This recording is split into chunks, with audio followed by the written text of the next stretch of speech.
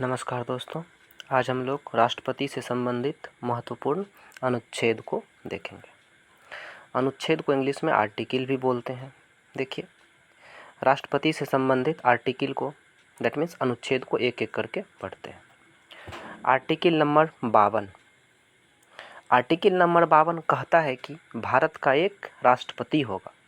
कहने का अर्थ है कि राष्ट्रपति का पद और भारत का एक राष्ट्रपति होगा। इसका वर्णन किस अनुच्छेद में है? आर्टिकल 52 में। और आपको बता दें कि ये आर्टिकल दैट मीन्स राष्ट्रपति का पद जो है ये कहाँ से लिया गया है? ये USA से लिया गया है। कहने का अर्थ संयुक्त राज्य अमेरिका से ये लिया गया है। और हम लोगों को ये भी पता होना चाहिए कि राष्ट्रपति ही क्या होता है? भारत का प्रथम नागरिक होता है। उसके बाद है आर्टिकल नंबर 53। आर्टिकल नंबर 53 कहता है कि संघ की कार्यपालिका की सभी शक्तियां राष्ट्रपति में निहित होती है। आर्टिकल नंबर 53 क्या कहता है? संघ की कार्यपालिका की सभी शक्तियां किस में निहित होती है? राष्ट्रपति में निहित होती है। तो यहाँ पे कुछ टर्म को याद रखने वाला टर्म ये है कि देखिए, अगर हम लोग विधि के तहत जाएं तो संघ का प्रमुख कौन होता है? राष्ट्रपति। लेकिन अगर वास्तविक रूप से देखें तो संघ का प्रमुख जो होता है वह हमारे प्रधानमंत्री होते हैं। विधि के तहत कौन होता है? राष्ट्रपति। लेकिन वास्तविक रूप से जो संघ का प्रमुख होता है वह कौन होता है? प्रधानमंत्री। चलिए अब देखते हैं अनुच्छेद number 54 that means article number 54। Article number 54 हमारा क्या कहता है कि राष्ट्रपति का निर्वाचन होगा। कहने का मतलब यह राष्ट्रपति के निर्वाचन से संबंधित है। और इसमें याद रखने वाला पॉइंट ये है कि निर्वाचन की प्रक्रिया दैट मीन्स कब से शुरू की गई थी? 1952 से राष्ट्रपति के निर्वाचन की प्रक्रिया क्या हुई? शुरू हुई। ठीक है। और राष्ट्रपति का चुनाव में कौन कौन भाग लेता है इसकी जानकारी हम आगे देंगे। तो अब हम लोग जानते हैं आर्टिकल 55 के बारे में। कहने का मतलब अनुच्छेद नंबर 55। अनुच्छेद नंबर 55 हमारा क्या कहता है? राष्ट्रपति के निर्वाचन की प्रक्रिया। कहने का मतलब राष्ट्रपति को किस प्रकार से निर्वाचित किया जाता है उसकी प्रक्रिया का वर्णन हमारा किस में है? आर्टिकल नंबर 55 में। देखिए, राष्ट्रपति का निर्वाचन जो है वह जनरली जनता के द्वारा डायरेक्ट नहीं चुना जाता है। और राष्ट्रपति का निर्वाचन अप्रत्यक्ष रूप से होता है, जिसको हम लोग बोलते हैं एकल संक्रमणीय अप्रत्यक्ष मतदान प्रणाली। और राष्ट्रपति के निर्वाचन में देखिए भाग कौन कौन लेता है हम आपको बता देते हैं। देखिए, राष्ट्रपति के निर्वाचन की प्रक्रिया में भाग लेते हैं लोकसभा प्लस राज्यसभा के निर्वाचित सदस्य। कौन कौन? लोकसभा और राज्यसभा के निर्वाचित सदस्य प्लस राज्यों के विधानसभा के निर्वाचित सदस्य। और याद रखना है, विधानसभा के जो निर्वाचित सदस्य हैं उसमें 2 केंद्र शासित प्रदेश से भी लिए गए हैं, जिसमें पहला दिल्ली है, दूसरा क्या है? पुदुचेरी। तो याद रखना है राष्ट्रपति के निर्वाचन में कौन कौन भाग लेते हैं?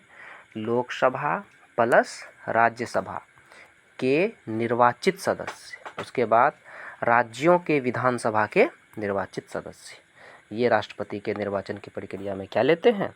भाग लेते हैं। चलिए अब आगे देखते हैं हम लोग।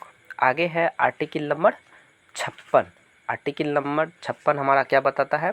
और आर्टिकल नंबर 56 राष्ट्रपति के कार्यकाल से संबंधित है कि राष्ट्रपति का कार्यकाल कितना साल का होगा, वो किससे संबंधित है? Article number 56। तो ये तो हम लोगों को पता ही होगा कि राष्ट्रपति का कार्यकाल कितने साल का होता है? 5 साल का होता है। किसका कार्यकाल? राष्ट्रपति का कार्यकाल। और अगर राष्ट्रपति इस द्रव्यमान त्यागपत्र देना चाहें तो राष्ट्रपति किसको त्यागपत्र दे सकता है? उपराष्ट्रपति को। ठीक है। अब हम लोग देखते हैं आगे। अब उसके बाद है हमारा अनुच्छेद नंबर 57 दैट मीन्स आर्टिकल 57। इसमें राष्ट्रपति के पुनः निर्वाचन की प्रक्रिया है। कहने का मतलब राष्ट्रपति के पुनः निर्वाचन की प्रक्रिया हमारी किस अनुच्छेद में है? अनुच्छेद 57। चलिए अब देखते हैं अनुच्छेद 58 दैट मीन्स आर्टिकल नंबर 58। ये हमारे राष्ट्रपति की योग्यता है, मतलब राष्ट्रपति की योग्यता को दिखाता है कि राष्ट्रपति में क्या क्या योग्यता होनी चाहिए।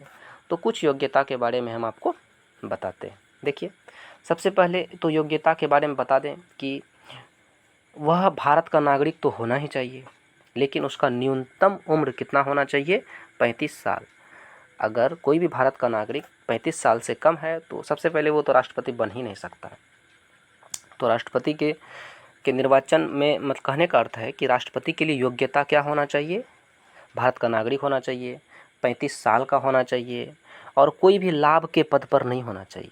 आपको ये जानकर आश्चर्य होगा कि जितना भी सरकारी नौकरी है सारा लाभ के पद पर है, लेकिन जो भी एमपी है, एमएलए है, ठीक ना, प्रधानमंत्री है, संसद का सदस्य है, ये सब लाभ का पद नहीं है। लेकिन आप कोई भी जॉब ले लीजिए, सब क्या है? वो लाभ के पद पर है। तो योग्यता में ये भी शामिल है कि वो लाभ के पद पर नहीं होना चाहिए। उसके बाद है वह लोकसभा का सदस्य बनने की योग्यता रखता, उसमें इतना योग्यता हो कि वो लोकसभा का क्या बन सके? सदस्य बन सके। चलिए अब आगे देखते हैं। अब हमारा है article number, that means article number 59, कहने का मतलब अनुच्छेद 59, राष्ट्रपति कार्यकाल की शर्तें। मतलब राष्ट्रपति के कार्यकाल नहीं, राष्ट्रपति के कार्यालय की शर्तें। क्या क्या? कार्यालय की क्या क्या शर्तें हो सकती है? तो देखिए कुछ शर्तों का हम चर्चा करते हैं यहाँ पे। पहला है कि वह संसद के किसी भी सदन का सदस्य होना चाहिए। किसी भी सदन का क्या होना चाहिए? सदन सदस्य होना चाहिए। इसके वेतन एवं भत्ते में कोई कमी नहीं की जा सकती। कहने का मतलब जितना वेतन है फिक्स रहेगा, कोई कमी नहीं कर सकता है।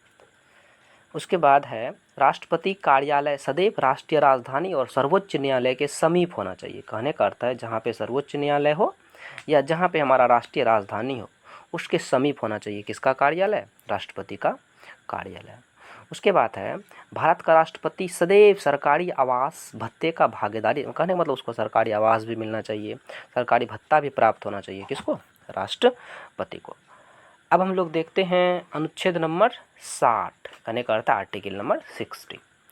आर्टिकल नंबर 60 राष्ट्रपति के शपथ से संबंधित है। किससे संबंधित है? राष्ट्रपति के शपथ से संबंधित है हमारा कौन? आर्टिकल नंबर 60, डेट मीन्स अनुच्छेद 60।